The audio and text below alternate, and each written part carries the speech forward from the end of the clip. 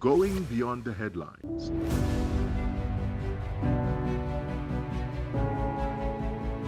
Asking the questions you want answered. Exploring government policies and how they impact you. We are delving deeper.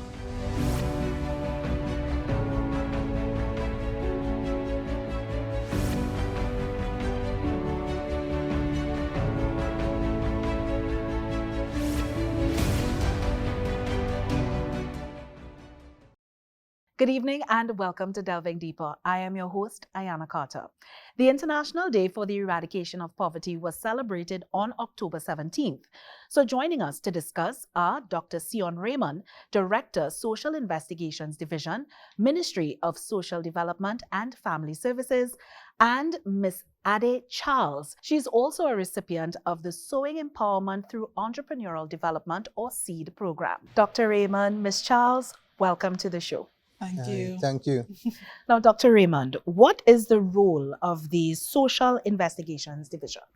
The Ministry of Social Development and Family Services is the lead government social sector ministry with responsibility for addressing poverty and other social issues in Trinidad and Tobago. Now, the Social Investigations Division, which is the division I head at the ministry, is the research arm of the ministry. Now, part of the division's mandate is the development of the social research agenda for the social sector. Now, the research that we conduct at the division, those studies are used in the development of policies and programs at the ministry. One of the tools that we have at our disposal at the division is the Interministerial Research Council.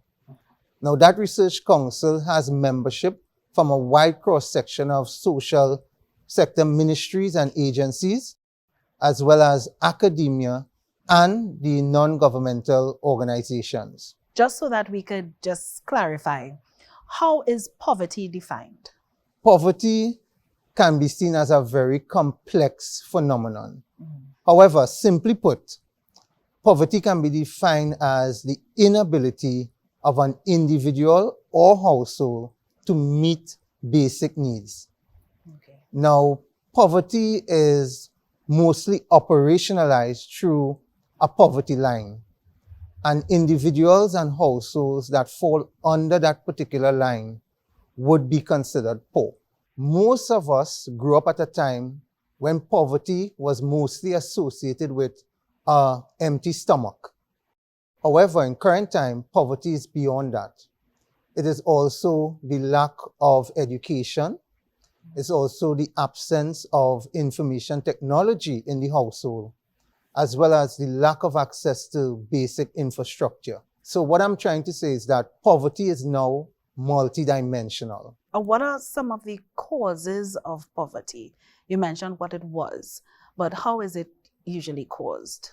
Based on the general literature, there are several causes to poverty.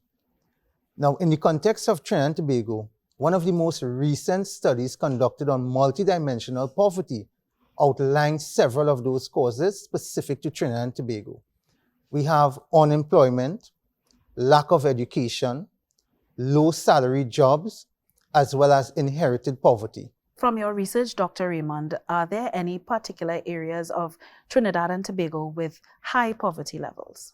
Yes, as I mentioned to you earlier, we have our National Survey of Living Conditions. Now, the last survey of living condition, which I mentioned, a bit dated 2005, would have identified several communities that, as you could mention, would have a high intensity of poverty.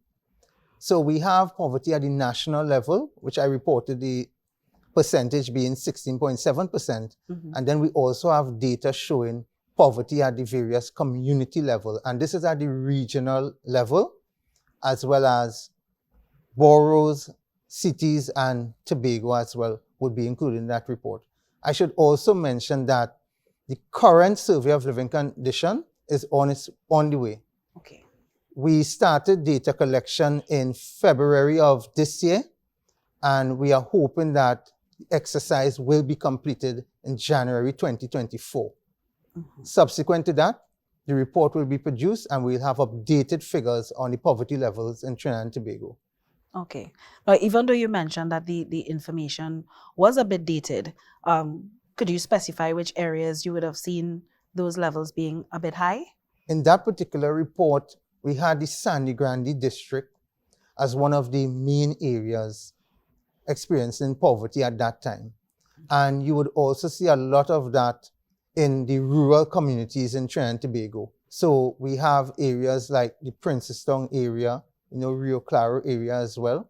Those rural communities tend to experience a higher level of poverty than the others. Dr. Raymond, can you just tell us on the survey of living conditions, what will that information that is captured, what would it be used for? The data that we receive from the survey of living condition is very important to our development of the National Poverty Reduction Strategy, as well as general programs and services within the social sector. So we are actually waiting on the data from the current SLC to inform the Ministry's National Poverty Reduction Strategy. The Ministry of the Office of the Prime Minister is also waiting on that data to inform the National Child Poverty Reduction Strategy. So the data is very useful in charting the way forward as to how the government will work towards poverty reduction and poverty eradication for Trinidad and Tobago. Dr. Raymond, so what is the role of the Ministry of Social Development and Family Services in the fight against poverty? The role of the Ministry of Social Development and Family Services in the fight against poverty is a multidimensional role, whereby the ministry seeks to assist persons in satisfying their immediate basic needs, as well as build resilience, as well as empower our clients. Now, the ministry has several grants and services that are offered to the poor and vulnerable.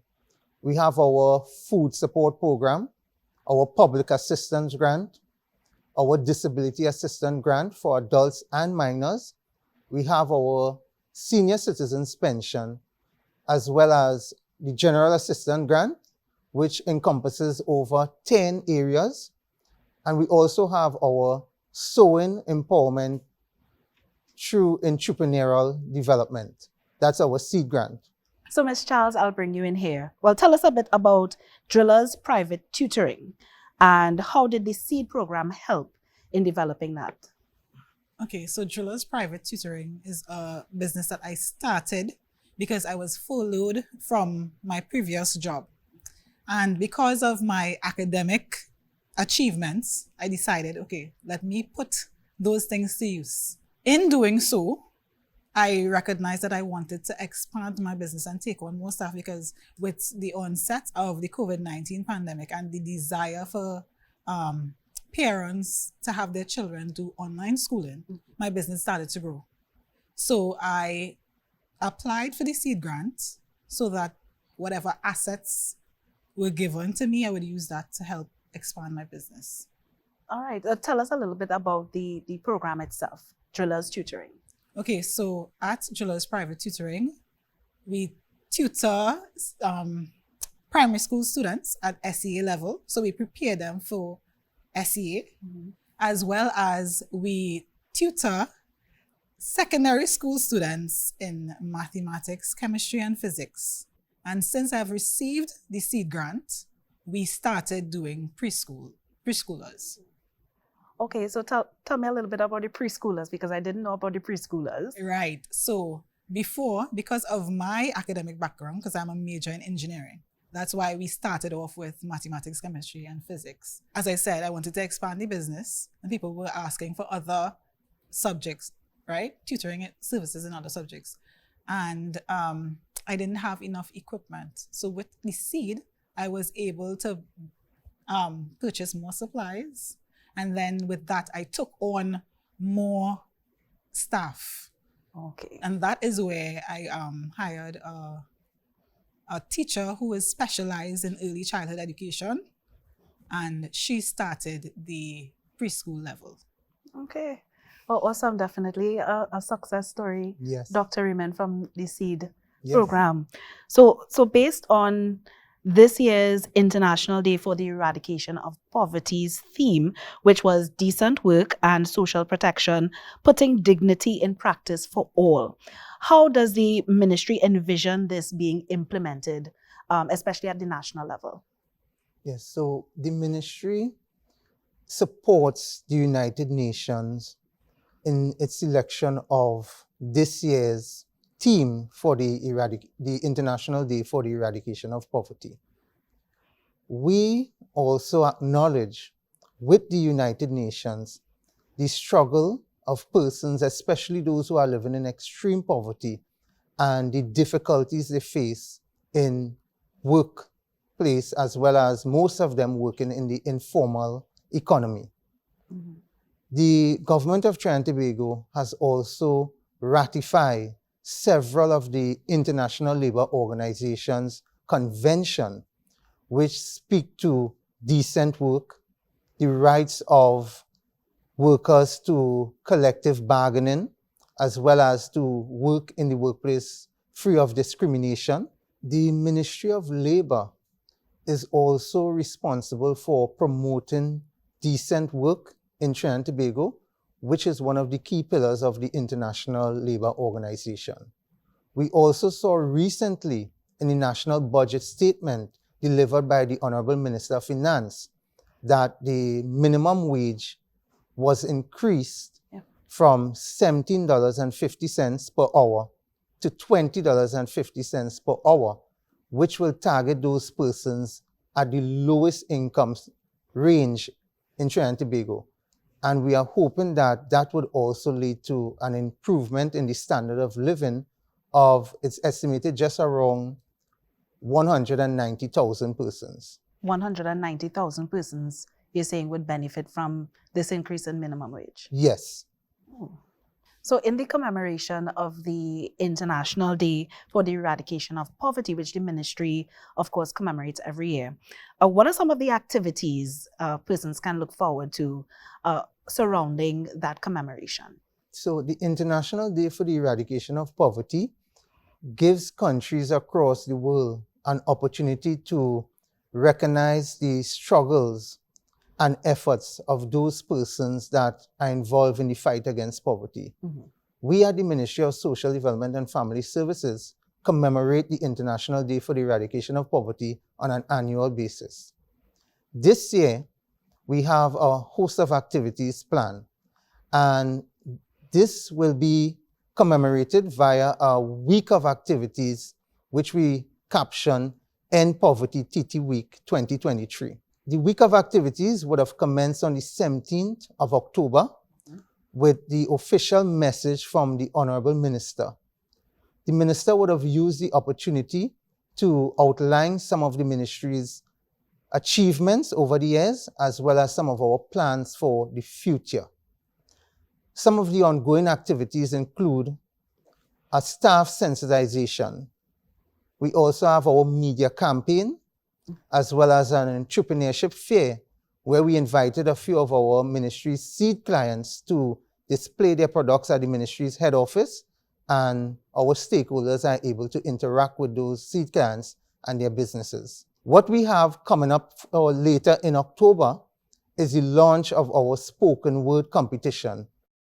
This is where we are inviting young individuals between the ages of 14 to 18 years old to give us an idea as to how they can see the social protection system improved. There's a lot of attractive prizes, and I must mention that the winner will have the opportunity to be the Junior Minister of Social Development and Family Services for a day. So there's a lot of excitement right now at the ministry around these activities, as well as in the general public. Yeah, I could definitely imagine the junior minister. So what would that person really be doing? Would that person be shadowing the minister? You know, how would that look like? Yes, so that person will get the opportunity to see the work of the minister on that particular day. We are hoping that there will be a lot of activities planned on that day, so that you can get a holistic understanding of the work of the Minister of Social Development and Family Services. Okay. I mean, I'm way past 18, but I mean, I hope that whoever wins the competition really takes advantage of that prize. That's really awesome. Yes. You mentioned that the seed clients would also have the opportunity to exhibit their products and interact with stakeholders, internal and external. How many clients are you planning to have at the exhibition? Because of the limited space at the ministry, we invited 3 of our seed clients. Okay. We do this on an annual basis. So what we do is rotate those seed clients. So this year, we are having persons who are involved in jewelry craft. Oh. We have someone with confectionaries. We also have someone with a garment. All right, so it'll be a sweet day that day. Yes. All right, okay, good. Now, Ms. Charles, I want to come back to you with regard to your tutoring business. Sure. What kind of exposure have you received, of course, through the seed program in ensuring that your program is out there, your business is out there?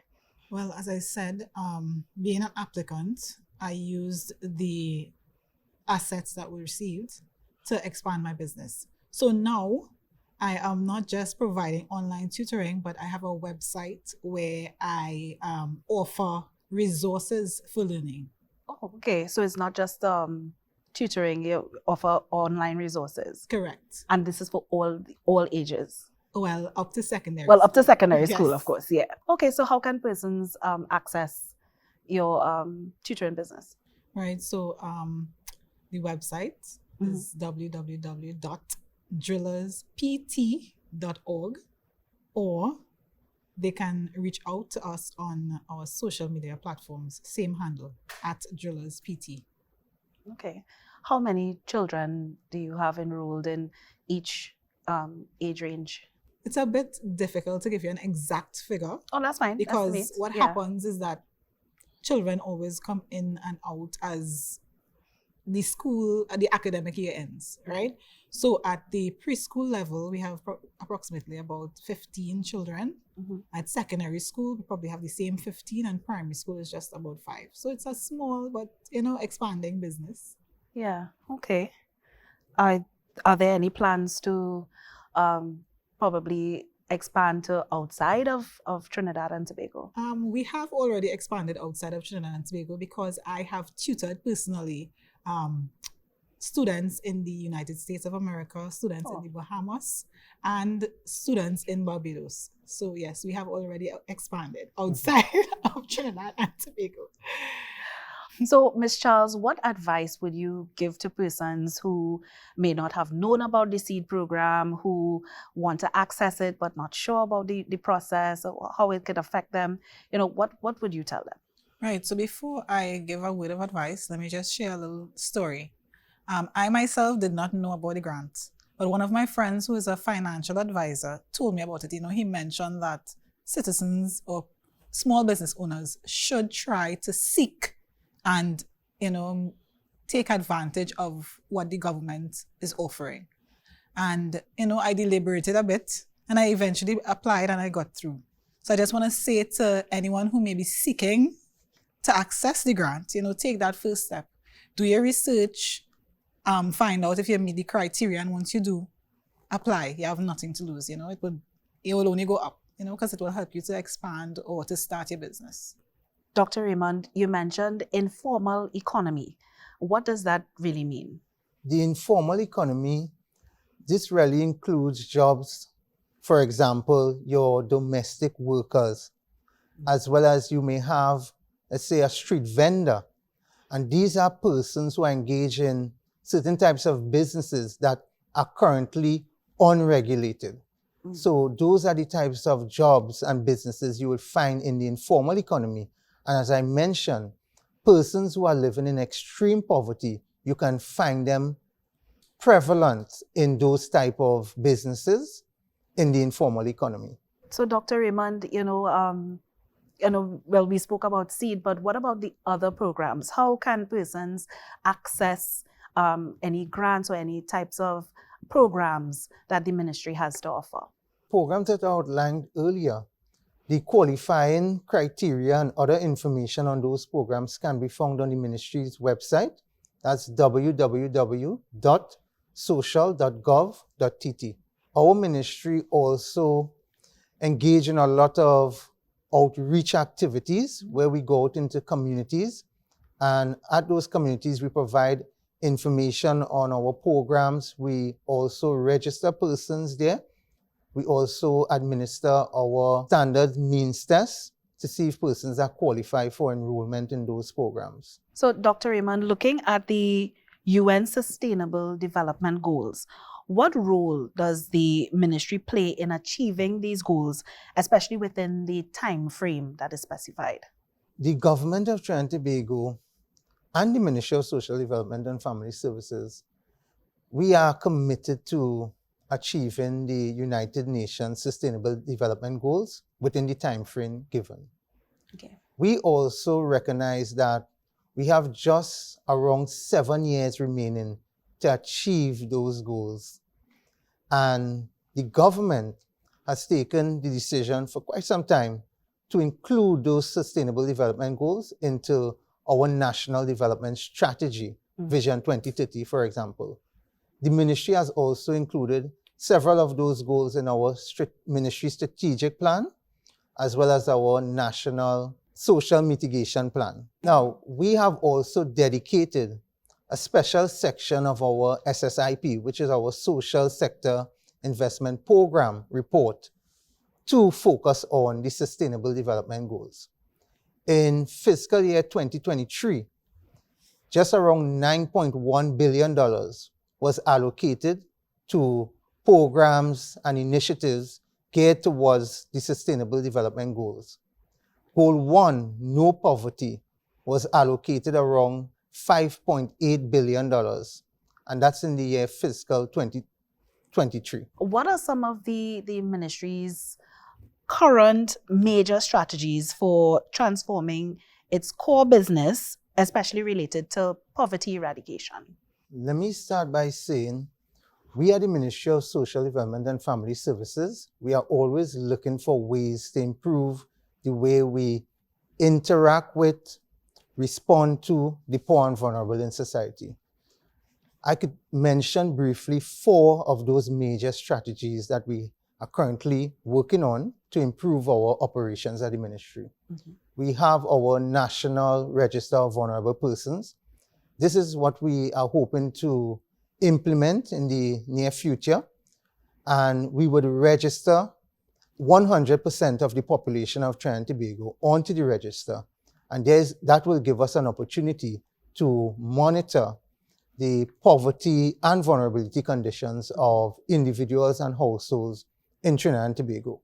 This will help us to improve the way we identify and target the poor and vulnerable in society. We also have our Social Services Empowerment Unit.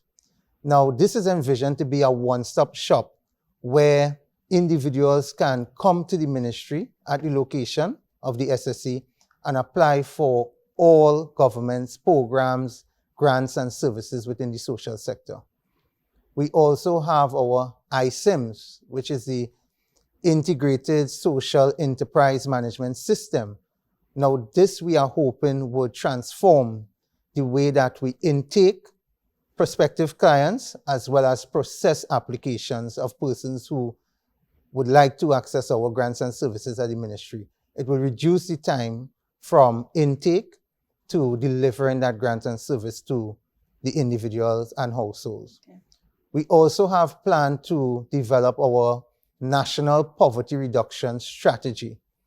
Now, this strategy would outline the plans of the ministry to meet the targets, and this is not just at the ministry level, this is also at the national level, and our national policies also, as I mentioned earlier, would have incorporated the UN Sustainable Development Goals. So we are hoping that this would help us in meeting our targets set, and as I mentioned earlier, we just have around 7 years before the time would expire on the Sustainable Development Goals. Yeah, well, it seems that you have a lot of work ahead of you, but you seem very confident that, it will be done. And I know that it will be done as well. So do you Yes. have any final thoughts, Dr. Raymond? Yes, so the Ministry of Social Development and Family Services, we, as I mentioned earlier, we always looking for ways to improve the way we, as I say, interact with and respond to the poor and vulnerable in society. We have a dedicated staff at the ministry who works with the poor and vulnerable, and we take pride in the work that we do. I would also like to encourage persons who are interested in learning more about the ministry's grants and services, as well as the qualifying criteria, to visit our ministry's website at www.social.gov.tt. And that's our show. Let me thank Dr. Raymond and Ms. Charles for joining us on this week's episode of Delving Deeper.